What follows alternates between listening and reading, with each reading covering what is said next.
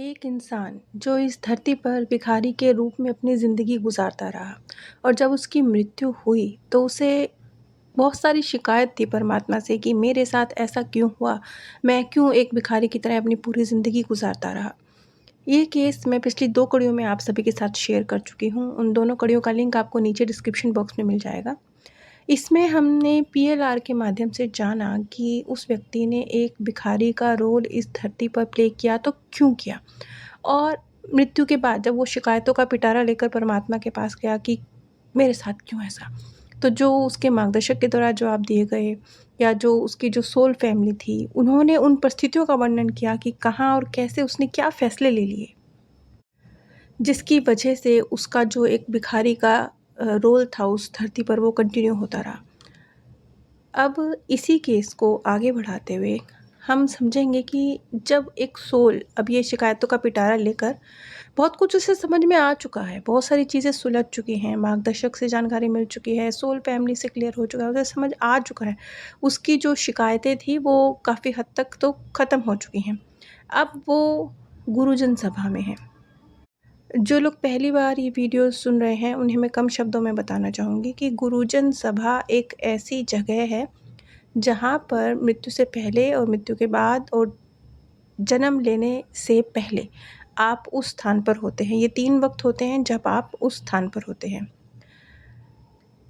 यहाँ पर सारे निर्धारण होते हैं। निर्धारण मतलब आप अब जन्म लेंगे तो कहाँ लेंगे, कैसे लेंगे या अब आपका स्तर क्या है, आप कैसा जीवन एक तरह से मतलब वो कहते हैं ना कि न्यायाधीश आपका न्याय करेंगे मृत्यु के बाद एक अ, चंद्रगुप्त आपके कर्मों का लेखा-जोखा आपको बताएँगे।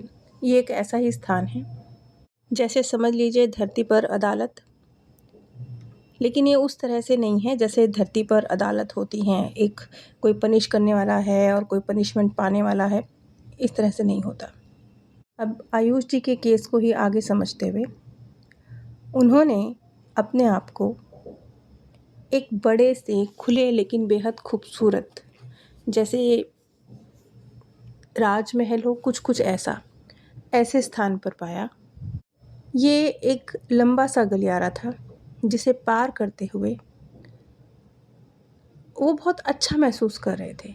उनके साथ उनके मार्गदर्शक थे और उनके दोनों मार्गदर्शक थे। वो अपने दोनों मार्गदर्शक के साथ बिल्कुल सुरक्षित महसूस करते हुए उस गलियारे को क्रॉस कर रहे थे। एक तरह से उनके जो दोनों मार्गदर्शक थे वो उनके वकील समझ लीजिए। जैसे धरती पर मुजरिम अपने वकील के साथ जज के सामने जा रहा हो, कुछ ऐसा समझ लीजिए। लेकिन ये सिर्फ़ मैं समझाने के लिए कह रही हूँ, सोल वर्ल्ड में ये प्रक्रिया इतनी कोई निष्ठुर सी और कठोर सी नहीं होती। एक बड़ा सा कमरा है जहाँ 4 बुज़ुर्ग लोग जिनकी सफ़ेद दाढ़ी ऐसे जैसे चांदी हो चमक रही है, वो चारों बुज़ुर्ग लोग जिनके चेहरे पे बहुत ही सौम्य मुस्कुराहट है। उन्हें देखकर ऐसे लग रहा है जैसे कोई बच्चा अपने दादा नाना की गोद में बैठने जा रहा हो। कुछ इसी तरह की सौम्य सी मुस्कुराहट के साथ उन चारों बुजुर्ग लोगों ने मेरा स्वागत किया। मेरे साथ मेरे दोनों मार्गदर्शक भी थे और उनका साथ होना मेरे लिए ऐसे था जैसे कोई बच्चा अपने माँ बाप की उंगली थाम कर चल रहा हो। आयुष के मार्गदर्शक आयुष का पक्ष लेते हुए जिंदगी अलग हो सकती थी, लेकिन आयुष उस वातावरण से बाहर नहीं निकल पाए। हमने कोशिश की थी बहुत बार, बहुत तरह से इन्हें झकझोरा था। बहुत सारी परिस्थितियाँ इनके सामने आई थी, लेकिन शायद हम ही सही तरीके से आयुष के मन से संपर्क स्थापित नहीं कर सके। परिस्थितियाँ यदि थोड़ी सी भी अलग होती तो शायद आयुष की ज़िंदगी भी अलग होती। यहाँ पर आयुष का पक्ष लेते हुए उनके मार्गदर्शक एक बात रख रहे हैं कि अगर आयुष को थोड़ा बेहतर वातावरण मिलता, तो शायद आयुष ऐसा ना होता। समझ लीजिए पिताजी अपने बच्चे की गलती पर पर्दा डालने की कोशिश कर रहे हैं। बुजुर्गों द्वारा आयुष से पूछा गया, क्या तुम्हें लगता है कहीं कोई चूक हुई?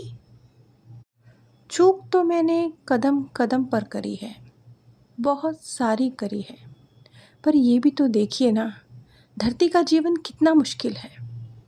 आपको तो क्या ही पता है, आपने धरती का जीवन नहीं जिया है। ये एक बच्चे की शिकायत है अपने दादा दादी से, नाना नानी से, मम्मी पापा से कि तुमको तो क्या ही पता है, तुम तो स्कूल में कभी गए नहीं हो। मुझे पता है ना स्कूल की पढ़ाई कितनी मुश्किल है। अब मम्मी पापा दादा दादी क्या बोलें कि भैया उसी स्कूल कॉलेज को हमने भी पार किया है, तुम तो अब गए हो। जब तुम्हारे मित्र के द्वारा तुम्हें एक व्यापार शुरू करने का ऑफर मिला था, तब क्या वजह थी आगे ना बढ़ने की? क्या तब भी वातावरण तुम्हारी सपोर्ट में नहीं था? नहीं, मेरी सपोर्ट में था। लेकिन मुझे आसानी से, बिना किसी मेहनत के धन प्राप्त हो रहा था। तो फिर मैं अपना समय और अपनी ऊर्जा, अपना धन किसी व्यापार में क्यों लगाऊं? यही एक भाव था जिसने मुझे उस अपॉर्चुनिटी को हासिल करने से रोका। यहाँ आकर आयुष सच बोल रहे हैं, वो झूठ नहीं बोल रहे हैं, वो कोई झूठी कहानी नहीं गढ़ रहे हैं कि मैं गरीब था, मैं अनपढ़ था, मेरे माता पिता नहीं थे, मैं क्या ही करता, मैं इसलिए भीख मांग रहा था, मैं लाचार था। नहीं नहीं, अपने आप को झूठे बहाने, झूठे एक्सक्यूज़ नहीं दे रहे हैं। यहाँ पर हमें भी एक बार सोचना चाहिए कि ज़िंदगी में बहुत सारे मौके आपके पास भी आते होंगे, लेकिन आप कितनी बार गलत को चूज़ करते हैं और फिर अपने आप को जस्टिफाई भी करते हैं। अपने आप को बड़ी मेहनत से खोजबीन करके 2-4 बहाने पकड़ा देते हैं कि अरे अरे अरे इसलिए तूने ये नहीं करा। और वो बड़ी आप खोजबीन करते हैं, आप अपने मस्तिष्क को, अपने मन को एक काम देते हैं कि ये जो अच्छा काम है ना, मैं नहीं कर रहा हूँ। मेरे मन ज़रा तू खोज के बता मैं क्यों नहीं कर रहा हूँ। खैर, आप आपने अपनी ज़िंदगी का मूल्यांकन तो हम सबको खुद ही करना है। चलिए अब हम आगे बढ़ते हैं। तुम्हें पता है तुम्हारे जीवन की सबसे बड़ी कमज़ोरी? कर्महीनता। बिना कुछ किए सब हासिल करना, यही थी। हाँ, मैं भी जानता हूँ, जीवन में ऐसे कई मौके आए, लेकिन मैंने कर्म का हाथ नहीं थामा। वो राह मुश्किल थी, कठोर थी, जोखिमपूर्ण थी। बदनामी, दर्द, नुकसान, उस राह पर मुझे ये सब कुछ मिल सकता था। इसलिए मैंने अपने कदमों को पीछे खींच लिया। लेकिन यही तो वो कार्य था जिसे करने तुम धरती पर गए थे। यही तो तुम्हें जोखिम उठाना था। यही तो तुमने अपने संस्कार को बदलना था। हमें पता है धरती एक मुश्किल जगह है।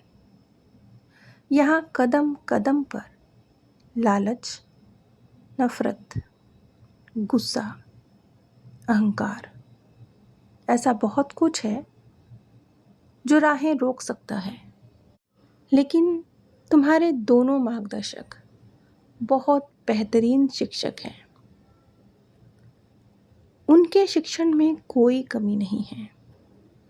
वो दोनों खुद इसी तरह के जीवन जीकर यहाँ पहुँचे हैं।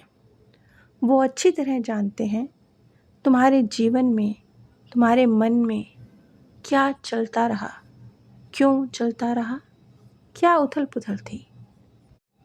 क्या इनके गाइड करने में कोई कमी थी? नहीं, कोई कमी नहीं थी। मेरा मन, मेरी आत्मा पल पल, हर बार, लगातार जब भी मैं कोई गलत डिसीज़न लेता था, मुझे रोकता था, संभालता था, डांटता था, झकझोरता था। लेकिन मेरा कंफर्ट, मेरा आराम मुझ पर इतना हावी था कि मैं उन चीज़ों पर कभी ध्यान ही नहीं देता था। मैं जानता हूँ वो सब कुछ मेरे मार्गदर्शक के मुझे निर्देश थे, जिन्हें मैंने हमेशा अनदेखा किया। काश मैं ऐसा ना करता, मेरा जीवन कुछ और होता। आज मैं यहाँ सिर ऊंचा करके खड़ा होता, एक सफल जीवन जीकर आता।